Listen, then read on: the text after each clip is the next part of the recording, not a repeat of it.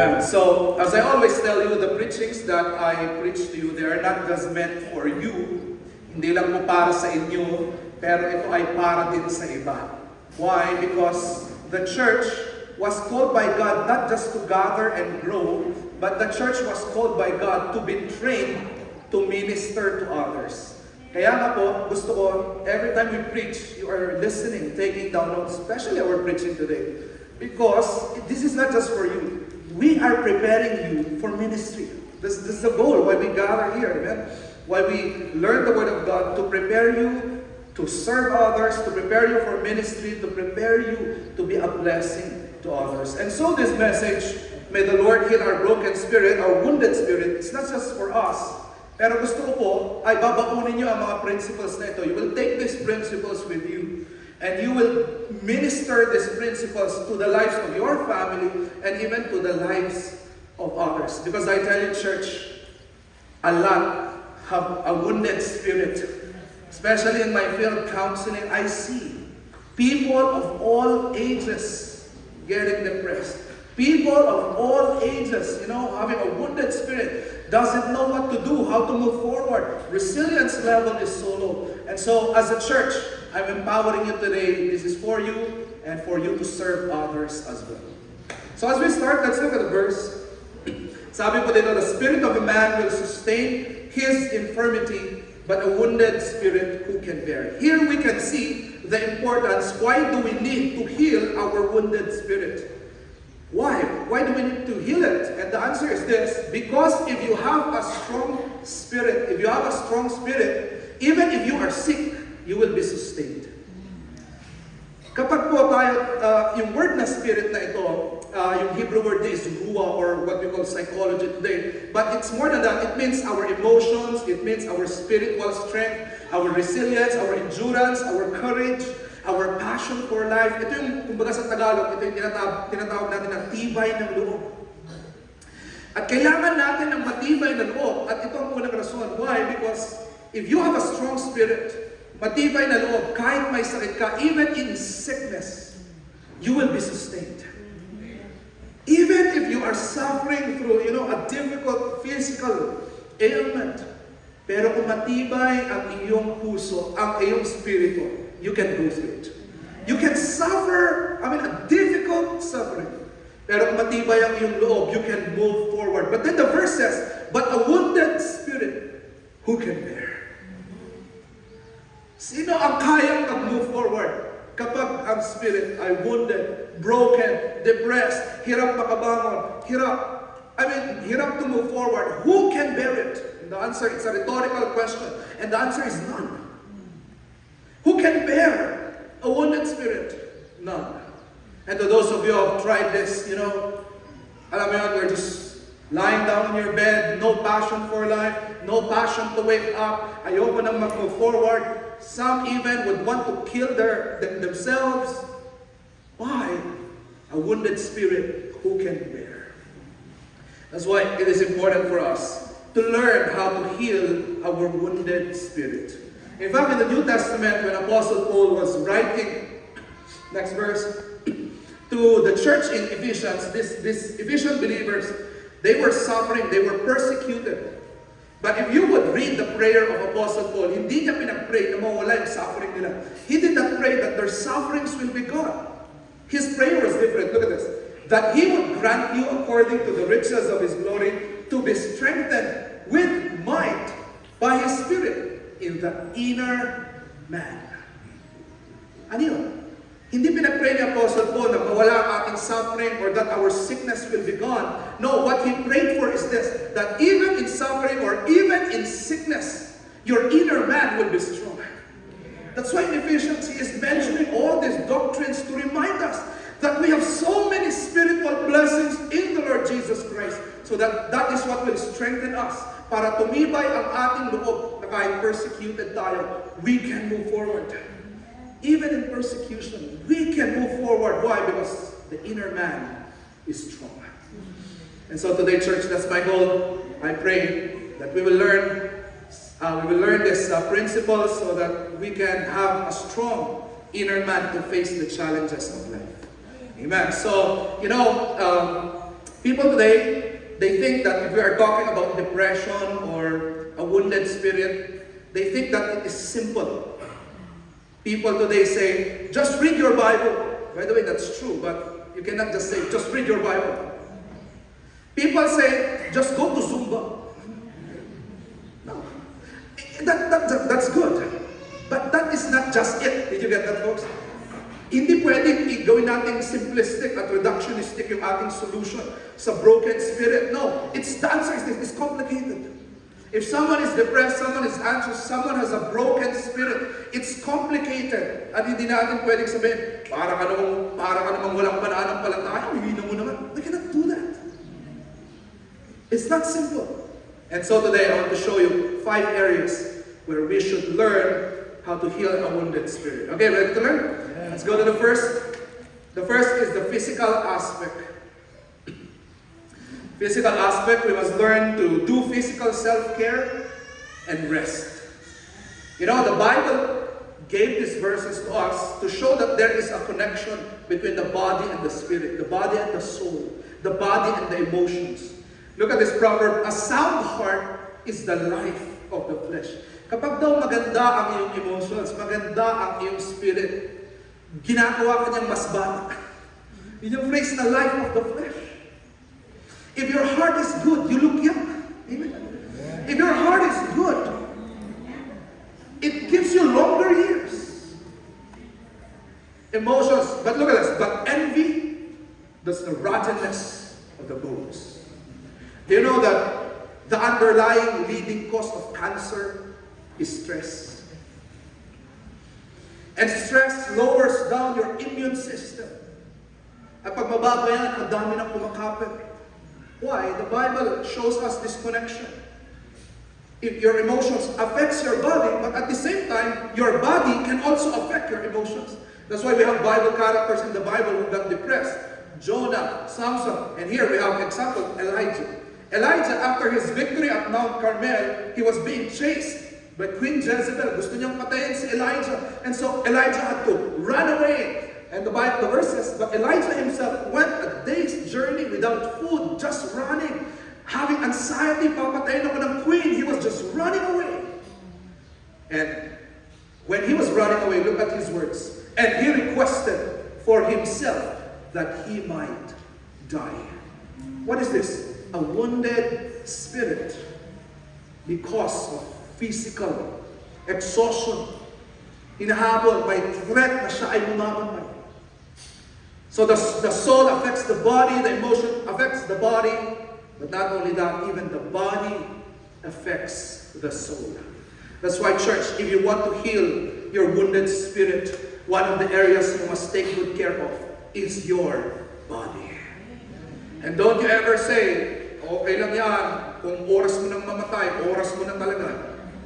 No, your body is the temple of the Holy Spirit. That's why you must take good care of your body. And I tell you, there will come a time that your flesh is weak, your spirit is willing to serve, but your flesh is weak.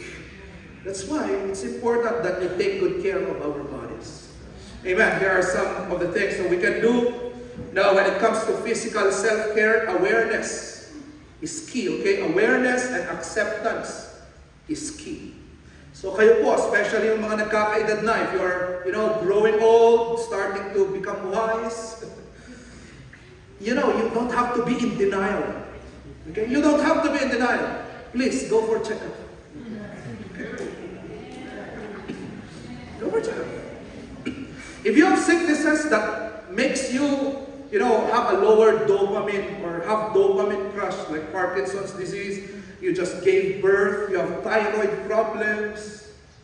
This affects mood. Why? It lowers down dopamine. Please go for a checkup. Amen. Why? If something is wrong with the body, please have awareness, have acceptance, so that you can, change your lifestyle and take good care of your body. You need that to serve the Lord. Sun exposure is very important. That's vitamin D. Why? Because vitamin D and sun exposure, that is a natural antidepressant. That's why, in the UK or even in Australia, every time it's winter, the depression cases triples. Why? Because there is no sun. Kaya nga po, tayo dito sa Baguio, malamig dito. Wala rin gaanong araw pag minsan. That's why expose yourself to sun. Vitamin D, that's very important. Exercise, sleep, worship. Get someone to hold your hands, to hug you. These are very important. Physical ways. And you know, the Bible even said, even Christ rested. Do you know that when Christ was here on earth, He rested? The ministry was so busy, but then He said, wait, I'm going to go to the other mountain. I will sleep. I will rest. I will pray. I will worship. And I will talk to my Father. Why? Taking good care of our body is very important. And you know, the blessing here is this. When Christ will come back someday, or when we will die, we will not forever remain as a spirit or a soul in heaven. No. Thank God that when He would come, He will give us glorified bodies so that we can enjoy His presence. We can enjoy heaven. We can enjoy the many things He will give us because we have bodies. And so, especially sa atin mga tumatanda na nag-umpisa ng makaramdam ng sakit, you just have to look forward to the day that Christ will give you a new body. Did you get this, folks? It's physical aspect. Amen. Let's move on to the next. The next is the social, relational aspect.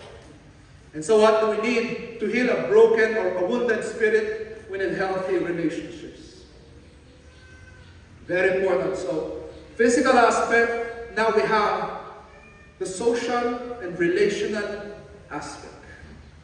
We need healthy relationships for us to heal our wounded spirit. Ecclesiastes says, two are better than one. Mas maganda daw na meron kang kasama. And you know, that's the design of the church. If two are better than one, I tell you, 100 is better than two. Why?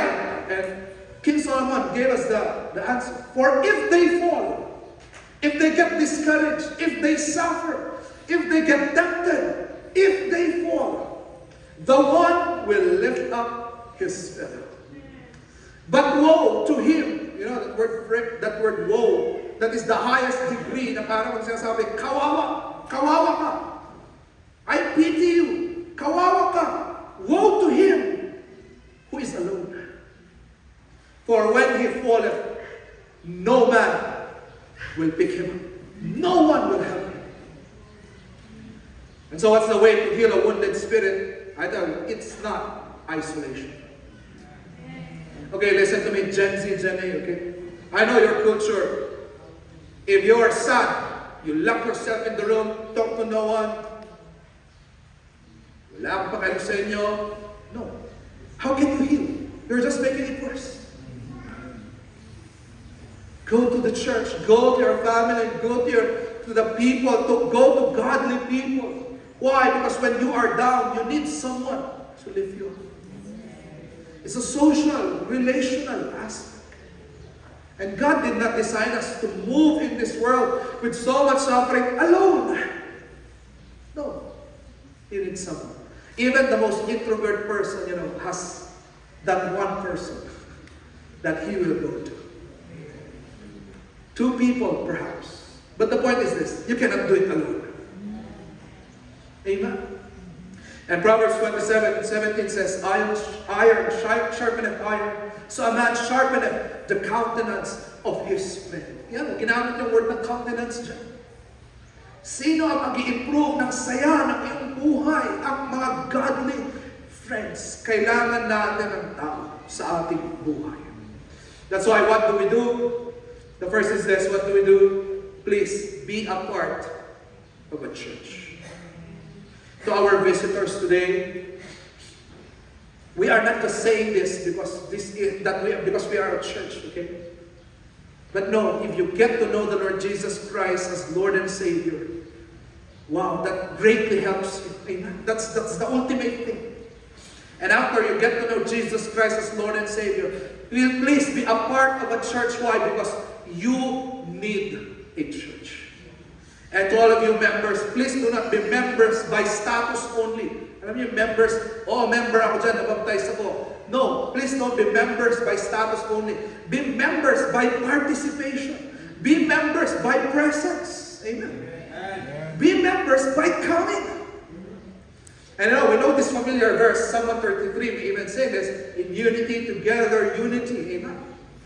Behold how good and how pleasant it is for brethren to dwell together in unity. But sometimes we miss verse 3. Verse 3 says, for there, what is there? The answer is the gathering of believers. For in the gathering of believers, the Bible says, the Lord commanded blessings, even life forevermore. You know, when the church is gathered together, God is commanding blessings and life forevermore to be here with us. That's why you need the church, folks. How do you heal a wounded spirit? How do you get through life? You need the community. You need the church that God has organized. You need this. Amen. And another, aside from having a church, you also need an emotional support in your life. What is this? This is like the relationship of David and Jonathan. Pag sinabi natin emotional support, this is the person that is ready to listen to you. Amen. He will correct you if need be. He will encourage you kung kailangan. But you have to have one person at least one person in your life who is ready to listen to you. So folks, let me ask you, do you have that person? Do you have a person like that? Do you have a person like that? Someone that you can call at 10 p.m. Hello, I'm really down. Hello, bro, can we talk? Someone is holding me down. I need help. Hello, bro, I am tempted. In fact, I already sinned. Nagkamali na ako. Can you help me? Pull me out of this. We all need that someone. Amen. And please, be that person for someone else. Church, please, be that someone for someone else. Parents, pwede ba pag nag-open up ang ating mga anak, I made a mistake. Pwede bang huwag ang reply? Bakit ba naman yan ang ginawa? Nakakaya ka sa pamilya.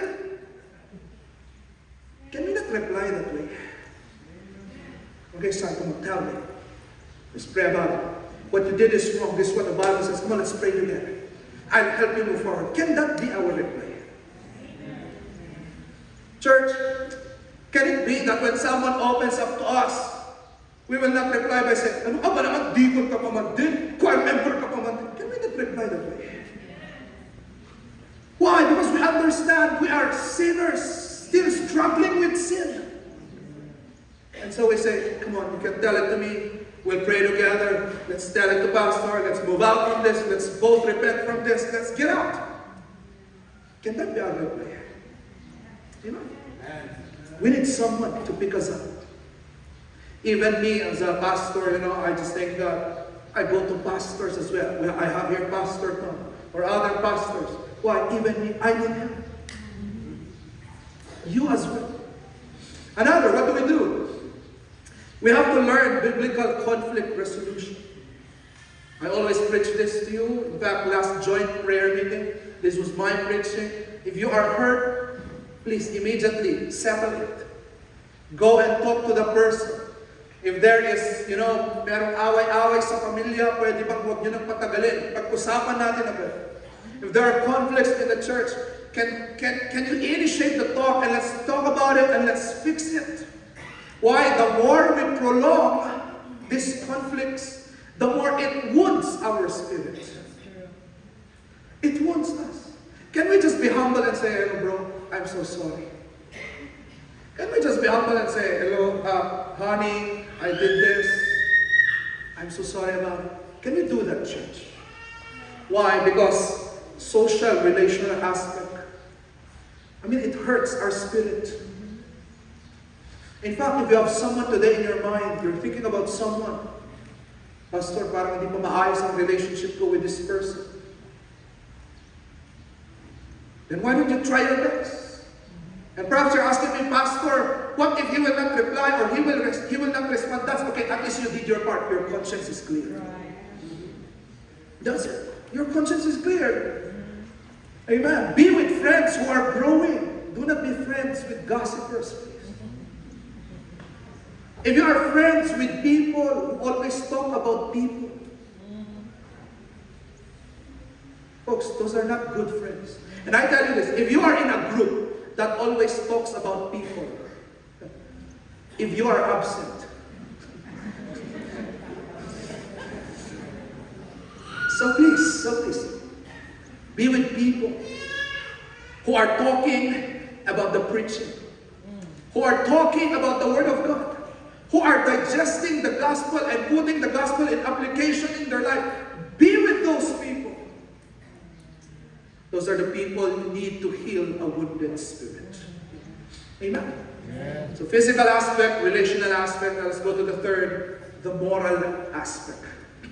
The moral restoration of the spirit. This is very important. And you know, I tell you, this is the point where non-Christian counselors will often miss.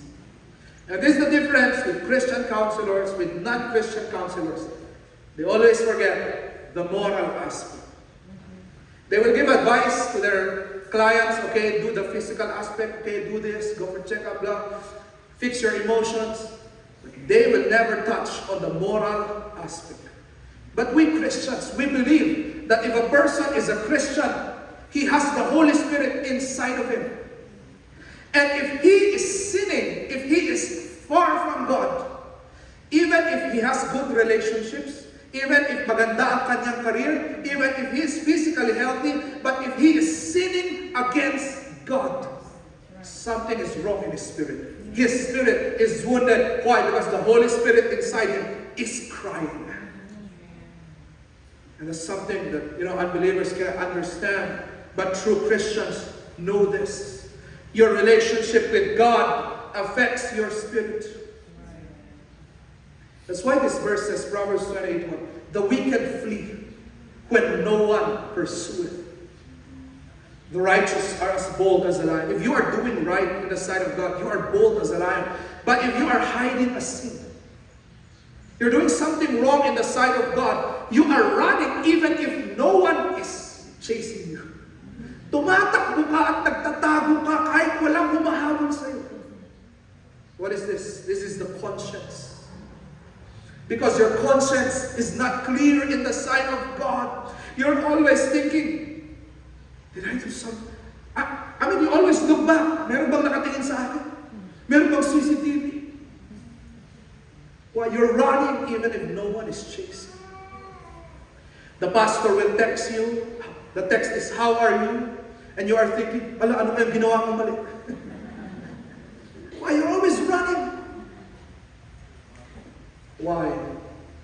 Because how we live affects our spirit. And so I'm talking to all of you guys, you can hide. I tell you members, you can hide or cover up by even singing, dressing well, smiling. But if you are sinning against God, even if you hide it from me, from people, you cannot hide that from God, and your conscience will always chase you. And if you're sinning against God, you cannot sleep well. You're getting depressed. That's why what you need is to get out of it. Kaya nga mayroong isang counseling technique na tinatawag namin, nothetic counseling. Notheteo is a Greek word that is used for rebuke or warn or admonish or correct. You need someone in your life who can notheteo you, who can rebuke you, who can warn you, who can correct you if you are wrong. Why? You need that. Because if no one else will, you will continue to live in sin. And I tell you, that will pull your spirit down. That will wound your spirit even more. That's why, church, please, If I talk, sometimes I talk heavy like this, please don't take it against me, okay? I love you, that's why I'm doing this.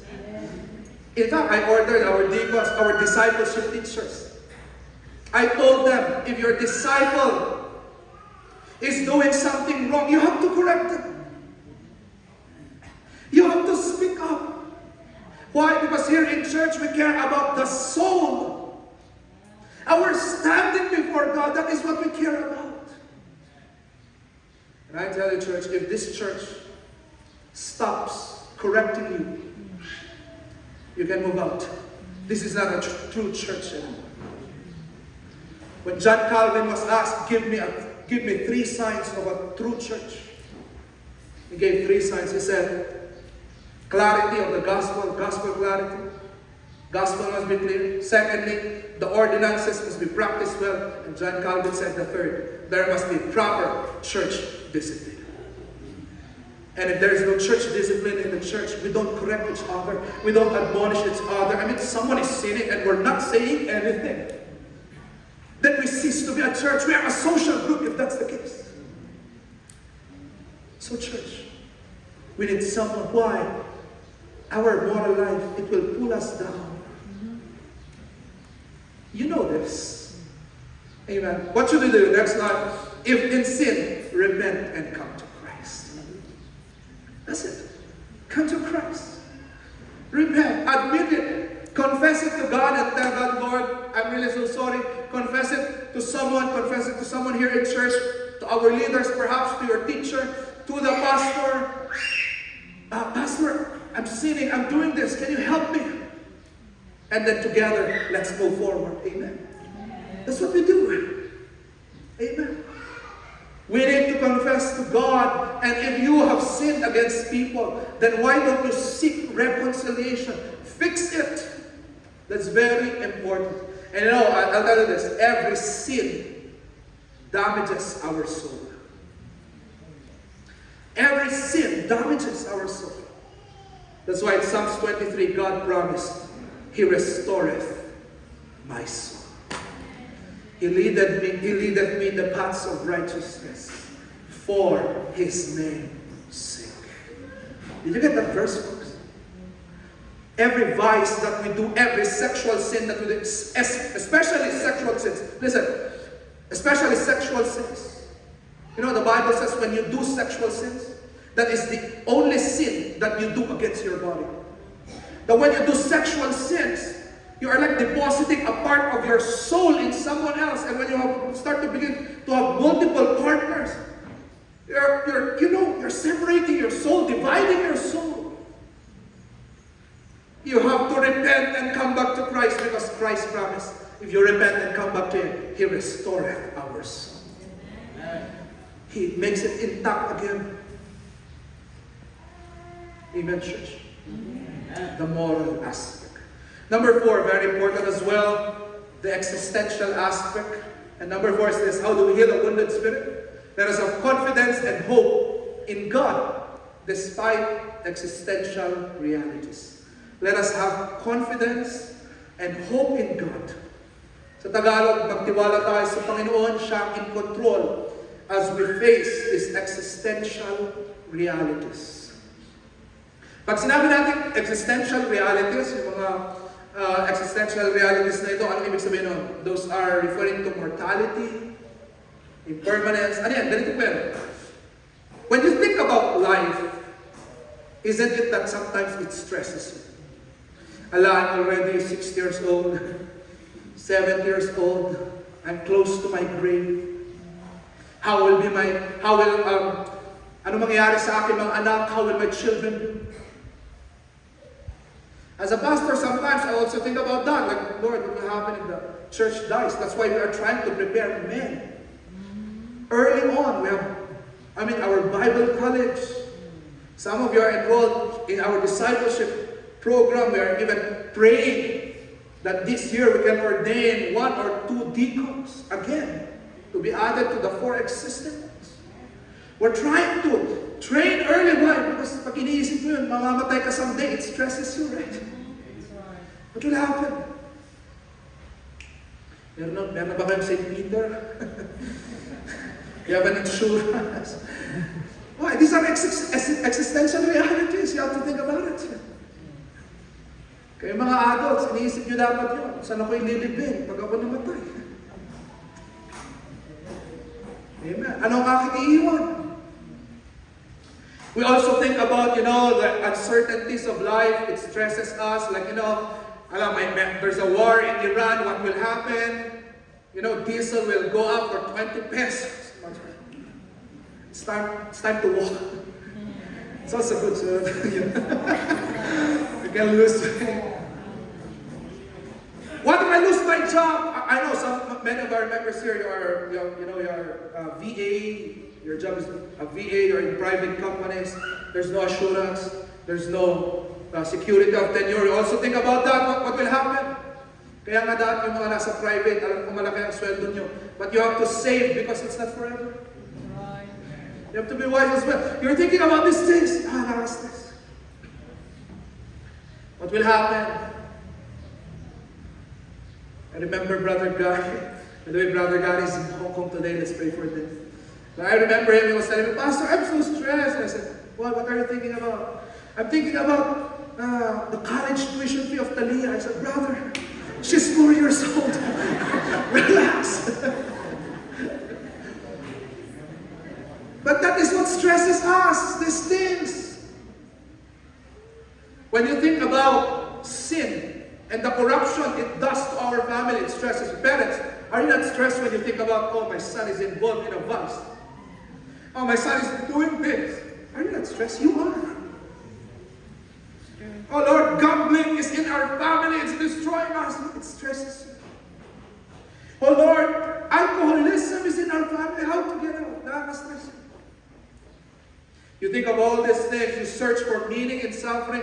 There's so much suffering happening in your family. So how do you deal with all of this? Because I tell you, these things, they stress you. They wound your spirit. So how do you deal with it? Next slide. First answer always, you have to look down and read your Bible.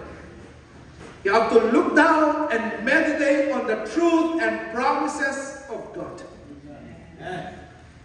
That's your first. That's your armor against all these things that worry you. You need to look down in the Bible and read those verses and meditate on those verses. Why will I take good care of tomorrow? Jesus will take good care of tomorrow. Why will I worry? I just have to seek Him first, and all these things shall be added unto me. Amen. You have to look at these verses, these promises, and open your Bible. Look down in your Bible. Amen. What's the long-term solution for depression? Long term. All the other advices, short term, I tell you, what's the long term? The answer is this. You have to love your Bible, read your Bible, meditate on your Bible. That's your long term solution for depression. And the Holy Spirit promised that if you are stressed, if you are depressed, if you are in suffering, He will bring into remembrance. That's what the Bible says. He will bring into remembrance all those verses or preachings that you have heard, so that when you are suffering, you are speaking to yourself. You are preaching to yourself, and you are reminding yourself, I can do this. God will be my strength. I can do all things through Christ who strengthens me. If you become a widow, you are preaching to yourself, God is the husband of the widows. He is the father of the fatherless. The Lord is my light and my salvation. Whom shall I fear, church? Are you even joining our weekly memory verse? That memory verse program that we have is designed so that you will memorize the promises of God. So that you women, when you get old and your beauty is gone, you will recite our memory verse today. Beauty is vain. But a woman who fears the Lord, amen. That's it, you memorize those verses. Amen. And another, you always, after you look down, you need to look back at the things that God did in the past. That's why we have our testimonies. Our testimonies are testimonies of God's grace. And when you remember what God did to you, that will give you the power to move forward. You begin to tell yourself, God already did this for me. Ginawa na to ng Panginoon sa akin. Kaya niya ulitin. Kaya ko mag-move forward. Mas malala pa nga yung problema ko dati, but God saw me through. And if you have nothing to look back in your life, you just have to look back at what God did to all the Bible characters in the Bible. Because He is the God, the same yesterday, today, and forever. Look back. Amen. You also need to look forward to His coming. You need to assure yourself, the Bible promised, my suffering will not be long. Christ is coming back again. And when He comes back, there will be no sorrow, no crying. I'll have a perfect body. Those are the things. Amen. And of course, you need to look up and bring all your tears to God. So, praise God, because we have a God who can be touched by the feelings of our infirmities. That's the book of Hebrews. He became a man so that He can be, and so he can understand what we are crying about, and when we bring those tears to Him. Ganun. Naiintindihan niya, He gives comfort, He gives strength, He gives the solution even. Why? Because He understands your tears. And to those of you who came for counseling to me, before you even cried to me, if you remember, I would always ask you, did you cry this out to God first? Why? Because I'm just a man. I'll try to understand you, but I cannot understand everything. But you need to cry to God first. He knows what you are going through.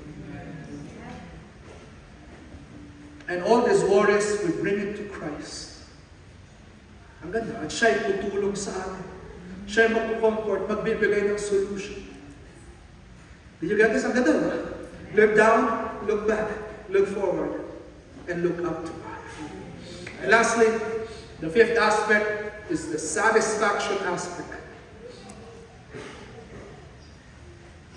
Make Christ your ultimate satisfaction.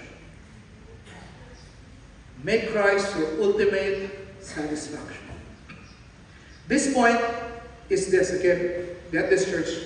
Look at me for a while. When something in your heart, or someone in your heart, is your source of ultimate satisfaction, you will get frustrated and you will get depressed. Why? All the things of this world and all the people in this world cannot ultimately satisfy you. And so if your ultimate satisfaction, your ultimate joy is a thing, is a person here in this world, you'll just be frustrated. If you always say these lines, if only I can get that, I'll be happy. Kung mapasa akin lang siya, wow. If only I can get this job, this promotion, I know I'll be happy. I tell you, you will be frustrated. There is nothing that can fully satisfy you. Number one seat must always be God. All married people here, your spouse should be not be your number one, but your number two. Because if you make your spouse your number one, you will get frustrated. Why? You're trying to demand something from your wife. Isatisfy mo naman ako, pasayahin mo naman ako. You say all these demands. But she's a person. You need to find your joy, your ultimate joy and satisfaction in God. And when you look at your spouse, you will say, okay, I'll not demand joy from you, I'll give you joy. I'll not demand you to satisfy me, I'll satisfy you. Oh, sorry. I'll not demand you to, do this to me. No. Kayo mga lalaki, huwag nyo sabihin, huwag mo namang tanggalin ang aking pagkalalaki. No, ang pagkalalaki mo, hanapin mo sa Panginoon. Amen. It's God that should be our ultimate. That's why you look at this proverb, this proverb is so heavy. I was studying this week. Hope deferred makes the heart sick. If you are hoping in something or someone, sana ito na. pag hindi ko ito nakuha, madidepress ako. No. Pag di ko ito nakuha, wala na akong pag-asa. That's not true. Hanggat meron sa'yo ang Panginoon, kahit even if you do not get this opportunity, you do not get this job, you do not get this promotion, as long as the Lord is with you, He has another plan for you.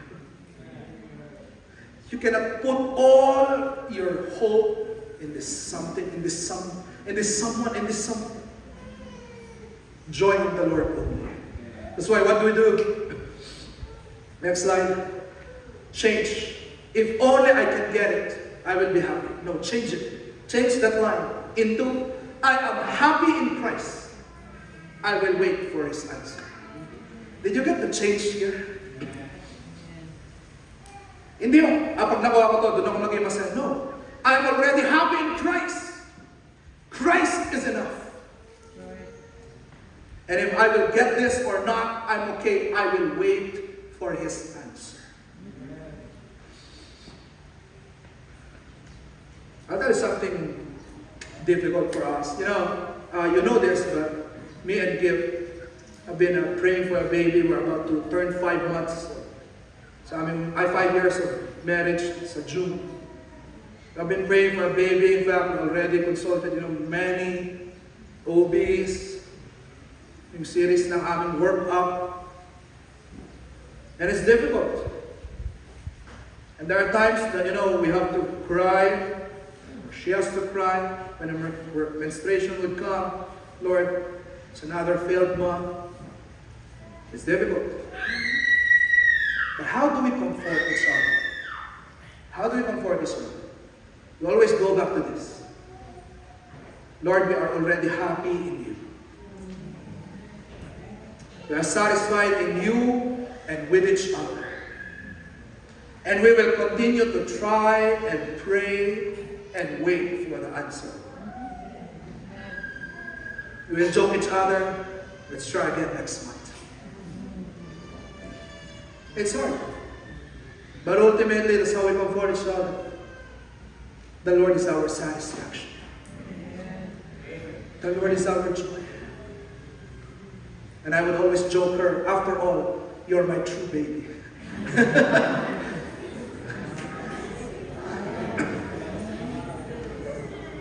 Why? Because there are things in this world that you are hoping for, but who knows if you can get it or not? Don't let it break you. You've been praying for this person. Alam niyo, matagal silang mag-boyfriend, girlfriend, they even got engaged. Then something along the way, suddenly, it's so hard. How do you face that? So hard. Folks, you get this? There are things in life we cannot explain. I cannot even answer. If you ask me, Pastor, why did this happen to me? Answer, I don't know. I will not pretend that I know. Only God knows why He did it. So you just have to put your trust in Him, joy in Him. Lord, I'm going to trust You. This is difficult, but let me trust in You. And you have to give all of this, things that stresses you, give them all to Jesus. That's why, as I close this preaching, I want us to sing this song. Give them all to Jesus. Church, look at me for a while. Praise God, because the ultimate solution to a wounded spirit is not techniques. The answer, it's a person. And that person is Jesus Christ. To our visitors today, that's the ultimate solution for a wounded spirit. You need to know that Jesus Christ came for you. He died for you. He took your sins, died on the cross. Believe Him today, receive Him, and let Him be your Lord and Savior. And that will be the start of the healing of your soul. And even to us Christians, it's a relationship. It's a relationship with Jesus Christ. The degree of our relationship with Him, that's the degree of our healing. Yung lalim ng pagkakilala mo sa Kanya, yung lalim ng relationship mo, yung lalim ng prayer mo sa Kanya, yun ang lalim ng healing na meron ka. Because it's not a technique. Please do not miss that, okay? I gave you a lot of techniques to heal a wounded spirit. But it's not a technique, ultimately. It's a person. And when you have that relationship with that person, He's the source of healing. Amen. Give them all to Jesus. Look at the lyrics of this song. Give them all to Jesus. Shattered dreams, wounded hearts, and broken toys. Give them all to Jesus. Give them all to Jesus. And He will turn your sorrow into joy. If you will look at the next, the verse of this song, He never said you will only see sunshine. That's true. He never said there would be no rain. But He promised a heart full of singing about the very thing that once brought you pain. Something might be causing you depression right now, or a wounded spirit right now. And it's hard, you're crying. But weeping will endure for a night. But joy will come in the morning. You know this song? Can you go back to the chorus? Give them all, give them all, give them all to Jesus. Shattered dreams, wounded hearts, and broken toys.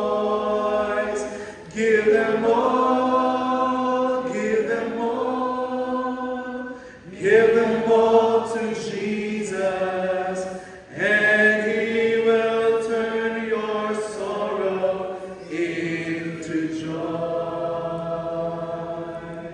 He never said you'd only see sunshine. He never said there'd be no rain.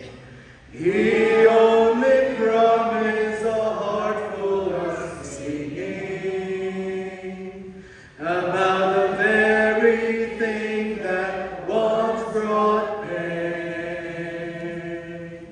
Give them all, give them all, give them all to Jesus.